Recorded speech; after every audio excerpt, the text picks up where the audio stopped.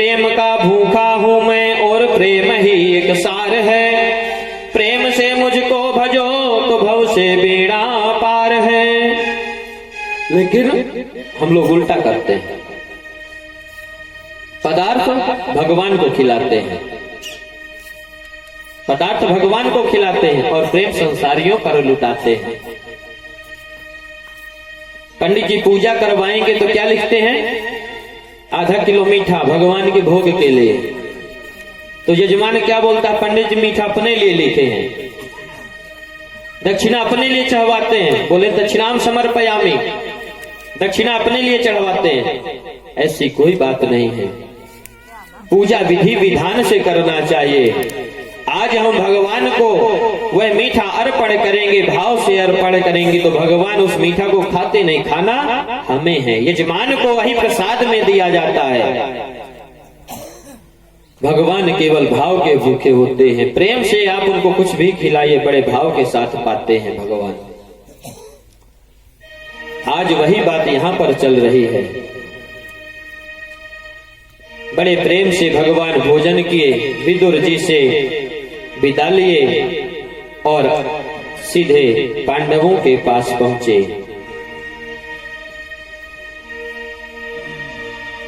अब इधर विदुर जी भी रहने लगे। कुछ दिन के बाद तीर्थ यात्रा में विदुर जी निकल गए। तीर्थ यात्रा में जाते जाते वहां पर उद्धव जी से भेंट हुई।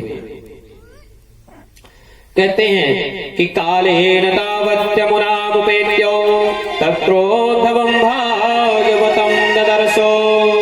भगवान के प्रिय सखा हैं उद्धव जी। उद्धव जी से भेंट होती है विदुर जी की गंगा जी के तट पर। जैसे ही विदुर जी की भेंट उद्धव जी से हुई तो अनेक प्रकार के प्रश्न किए। उसमें पूछे कि उद्धव जी, मैं तो उस समय आ गया था, महाभारत का युद्ध होने वाला था, फिर उसका क्या हुआ? उद्धव जी बताए कि महाभारत का युद्ध तो कब का समाप्त हो चुका। उसमें पांडवों के विजय हुए, युधिष्ठिर जी महाराज बने। बोले द्वारिका में कौन कौन है, कैसे हैं? हमारे भगवान तो आनंद से हैं। जैसे ही भगवान के बारे में चर्चा हुई, उद्धव जी के नेत्र बंद हो गए। विदुर जी बोले क्या हुआ भैया? उद्धव जी की समाधि लगी जा रही थी, लेकिन विदुर जी ने उन्हें सावधान किया, जगाया। उद्धव जी को होश में होश आया। उद्धव जी कहते हैं कि विदुर जी, भगवान तो अपने धाम को चले गए। उद्धव जी विदुर जी को भगवान की समस्त लीलाओं को सुनाया। अब महाराज विदुर जी कहते हैं कि आपको क्या पता कि क्या क्या हुआ, लेकिन आज उद्धव जी कहते हैं विदुर जी से कि विदुर जी, भगवान चले गए, लेकिन एक बात कह करके गए हैं कि मैंने जो तुम्हें भागवत धर्म का उपदेश दिया है, यह उपदेश आप विदुर जी को सुनाना। जहां कहीं भी विदुर जी आपको मिले, विदुर जी को यह सारा ज्ञान हमें बताना। आज भगवान ऋणी हो गए हैं विदुर जी के। आज भगवान उसका बदला चुका रहे हैं कि मैंने विदुर जी को कुछ दिया नहीं था इस केला के छिलके के बराबर में, इसलिए मेरा यह ज्ञान आप विदुर जी को सुनाना। आज भगवान अपने को विदुर जी का ऋणी बता रहे हैं और कहते हैं कि जब आपसे विदुर जी ज्यादा प्रश्न पूछें तो विदुर जी को मैत्रेय जी के पास भेज देना। मैत्रेय जी फिर उन्हें सारी लीलाओं के को श्रवण करवाएंगे। तुरंत विदुर जी उद्धव जी से बोले कि महाराज जल्दी बताओ कि मुझे मैत्रेय जी कहाँ मिलेंगे। मैं जानना चाहता हूँ कि मैत्रेय जी को हमारे प्रभु भगवान क्या क्या बोल करके गए हैं। उद्धव जी बोले आप सीधे बद्रीनाथ की ओर जाइए, वहीं पर कहीं रास्ते में आपको मैत्रेय जी गंगा जी के किनारे में मिल जाएंगे। इतना कह करके उद्धव जी चल दिए और विदुर जी भी चल दिए। विदुर जी जैसे ही गंगा के तट पर पहुंचे, वहीं पर मैत्रेय जी से भेंट हो गई। मैत्रेय जी को देख करके विदुर जी प्रणाम किए। जैसे ही विदुर जी को देखे बोले आइए विदुर जी महाराज आइए। विदुर जी बोले कि महाराज मैं आपके सामने कुछ प्रश्न रखना चाहता हूँ, मेरी जिज्ञासा है, आप उसका समाधान करें। कहते सुखाय कर्माणि करोति लोको न तै सुखमवान दुपारमं वा विन्देत भूयस्तदैव दुःखं यदत्र युक्तं भगवान वदेन्ना। विदुर जी महाराज पूछते हैं कि कृपा करके बताइए कि संसार में प्रत्येक प्राणी सुखी होना चाहता है, ऐसा कोई नहीं जिसे सुख की लालसा ना हो, लेकिन संसार में सभी व्यक्ति दुखी है, सुखी कोई नहीं है, ऐसा क्यों है? मैत्रेय जी कहते हैं कि विदुर जी आप तो साक्षात धर्म के अवतार हैं, आपने बहुत सुंदर प्रश्न किया है। विदुर जी जगत में सुख है ही नहीं, हम इस जगत में जिस सुख को ढूंढते हैं इस जगत में सुख कहीं भी नहीं है, केवल परेशान होता है सुख के पीछे। क्योंकि संसार को कहते हैं संसारस्य दुखालयम, संसार यह दुखों का घर है। अब जब दुख के घर में हम जाएंगे सुख को ढूंढेंगे तो कहाँ मिलेगा? उदाहरण के तौर पर समझे, हमें कोई दवाई लेना है, किराने के दुकान में जाएंगे, सब्जी के दुकान में जाएंगे, उससे बोलेंगे भैया एक टैबलेट दे दो, तो देगा क्या? नहीं देगा। वो तो यही बोलेगा भाई आपको मेडिकल में जाना पड़ेगा तब टैबलेट मिलेगी। ठीक उसी प्रकार से हम इस संसार में परमात्मा को छोड़ करके सुख की चिंता करते हैं, सुख के पीछे भागते हैं, तब कहते हैं कि संसार में दुख ही दुख है, सुख कहीं भी नहीं है। कहते हैं दीन कहे धनवान सुखी, धनवान कहे सुख राजा को भारी, राजा कहे महाराजा सुखी, महाराजा कहे सुख इंद्र को भारी, इंद्र कहे चतुरानंद को सुख, ब्रह्मा कहे सुख विष्णु को भारी, तुलसीदास विचार कहे हरि भजन बिना सब जीव दुखारी। इस संसार में सभी व्यक्ति दुखी हैं, सुखी नहीं हैं।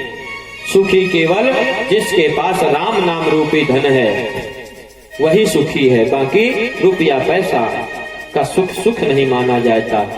आजकल पैसों से केवल आवश्यकताएं संपूर्ण होती हैं, जरूरतें पूरी होती हैं। कोई बोल दे कि मेरे पास इतना पैसा है, मैं उसको खरीद सकता हूं, खरीद सकता है लेकिन रख नहीं सकता। उस व्यक्ति को खरीद सकता है लेकिन रख नहीं सकता। रखने और खरीदने में दोनों में अंतर है। कहते हैं आज्ञाकारी सुतो यस्य भार्या वेदानुगामिनी, संतुष्टि धन संपत्तो स्वर्गो तस्य कृते इहा। जिसके पास आज्ञाकारी बालक है, वेद के अनुसार चलने वाली भार्या है, जितना धन आता है उतने में संतुष्ट रहे, इससे बड़ा उसके पास सुख कुछ भी नहीं है। आजकल के जमाने में आज्ञाकारी बेटा होना ही सबसे बड़ी दुर्लभ बात है। बिरले लोगों के पास आज्ञाकारी बेटा मिलते हैं, इसलिए व्यक्तियों की तृष्णाएं बढ़ती रहती हैं। हे विदुर जी, इस संसार में सुखी कोई भी नहीं है। इस प्रकार से विदुर जी मैत्रेय जी को उपदेश दे रहे हैं।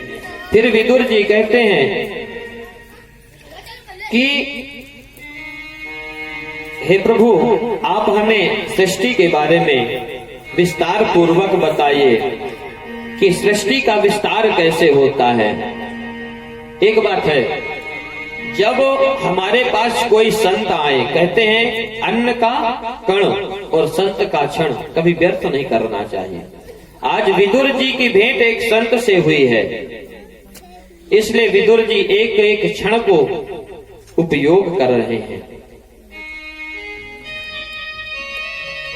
हमें और आपको भी इससे सीख मिलती है, इस कथा से हमें सीख मिलती है कि कभी भी अन्न का एक कण बर्बाद नहीं करना चाहिए। हम जितने अन्न के दाने बाहर फेंकेंगे, जब वह एकत्र हो करके कुछ हो जाएंगे, ज्यादा हो जाएंगे, एक दिन के भोजन के बराबर हो जाएंगे, तो हमें एक दिन भूखा सोना पड़ेगा। इसलिए कहते हैं कभी अन्न का दाना फेंकना नहीं चाहिए। संत का क्षण, संत के मुख से न जाने कब कौन सी वाणी निकल जाए कि हमारा जीवन कृतार्थ हो जाए, हमारा जीवन बदल जाएगा। इसलिए जितनी देर तक संतों के पास बैठना चाहिए, उतनी देर तक सत्संग की चर्चा करना चाहिए, भगवान नाम की चर्चा करना चाहिए। आज यही बात विदुर जी मैत्रेय जी से पूछते हैं कि प्रभु हमें सृष्टि के बारे में बतलाइए। तब मैत्रेय जी यहाँ पर विधि पूर्वक सृष्टि के बारे में बताते हैं कि सबसे पहले पृथ्वी जलमग्न थी, उसमें शेषनाग हुआ, शेषनाग के ऊपर भगवान हुए, भगवान के नाभि से कमल उत्पन्न हुआ, कमल से ब्रह्मा जी उत्पन्न हुए और ब्रह्मा जी से बोले कि हमने आपको विधाता बना दिया, विधाता बना दिया, अब आप सृष्टि की रचना करें। तो ब्रह्मा जी सोचे यदि हम सीधे सृष्टि की रचना करेंगे तो भाई सबसे पहले सुख साधन की व्यवस्था बनाना पड़ेगा, तब तो मनुष्य आएंगे। तो सबसे पहले पृथ्वी बनाए, पेड़ पौधे बनाए हवा लेने के लिए, दिन रात बनाए, समय बनाए, यज्ञ बनाए, पूजा अनुष्ठान की विधि बताए, क्योंकि भाई जब मनुष्य आएगा तो पूजा भी करेगा, भोजन भी चाहिए, हवा भी चाहिए, अग्नि भी चाहिए, मकान बनाने के लिए वस्तुएं चाहिए। तो सबसे पहले ब्रह्मा जी ने इस प्रकार की सृष्टि बनाई।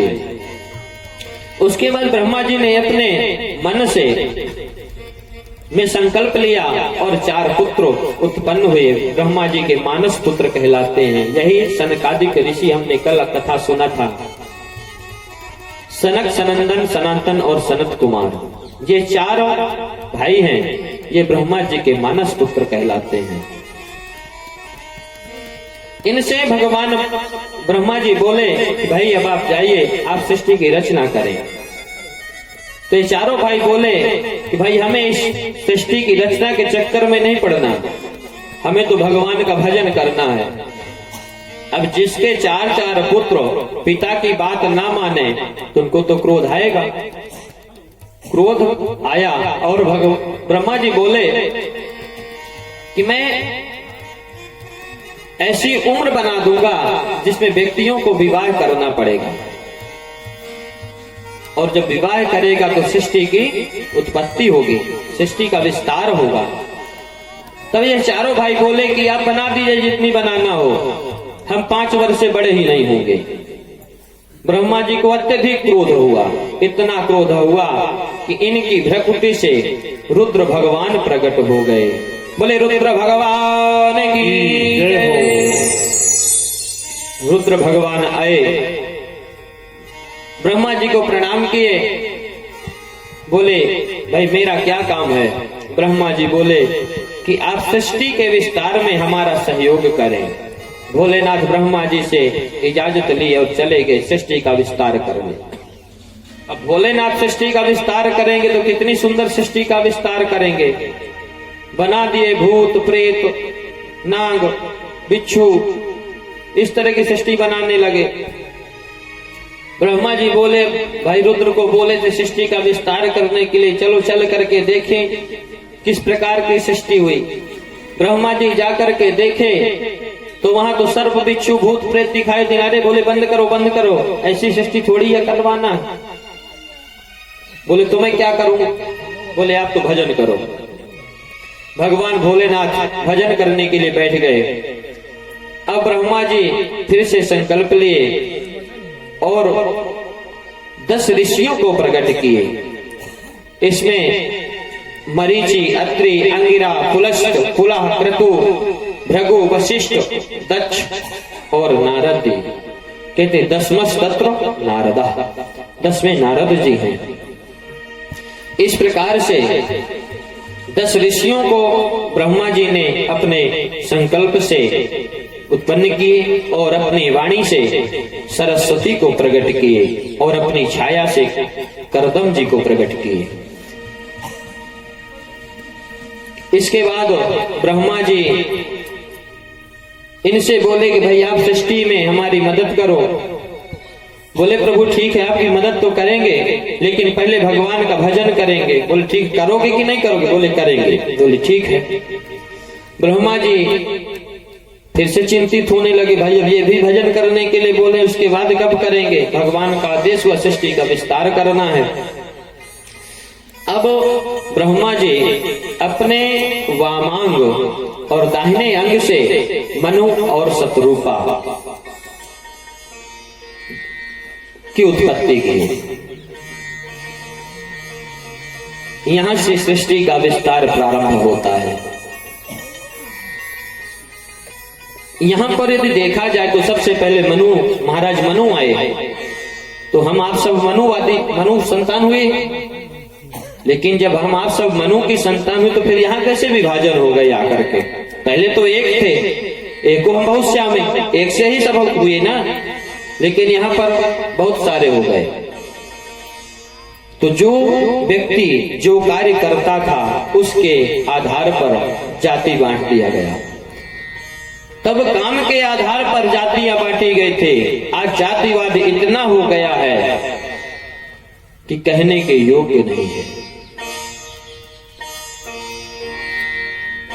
इसलिए हम आप सबको एकता बना करके रहना चाहिए।